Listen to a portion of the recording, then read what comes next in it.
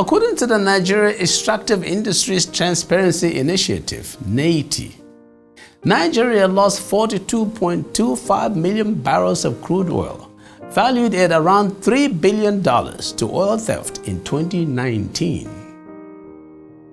Indeed, some people have estimated that there have been many times when between 300,000 and 500,000 barrels of oil have been lost in a day. That means that this continued, the nation could well be losing up to $4 billion of revenue a year, making it about $40 billion in a decade.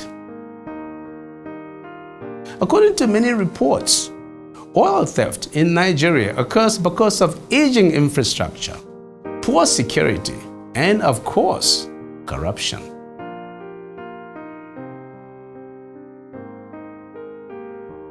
Although Nigeria is aiming to meet a production target of about 1.88 million barrels per day, oil theft of various dimensions is reducing production to around 1.25 million barrels per day, according to the experts, making it a Herculean task to meet budget obligations.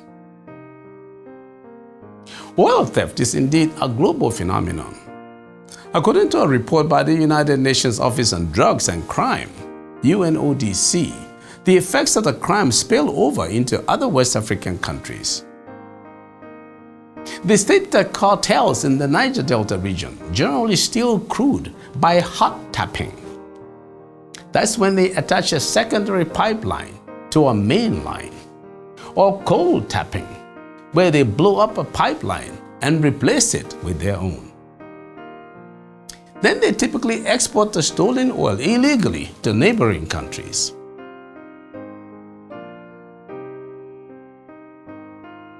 Then, in the mother of the stealing, corruption comes into play, as oil tankers are said to be often overfilled with exporters bribing officials to turn a blind eye. So we turn a blind eye for the strangling of our human capital development efforts. With the education budget in Nigeria not much higher than 7% of the total budget, and government expenditure on health as a share of GDP in the 4% range, there is little wonder why there is grievous human capital deficiency in the nation. This is a crisis that must be ended.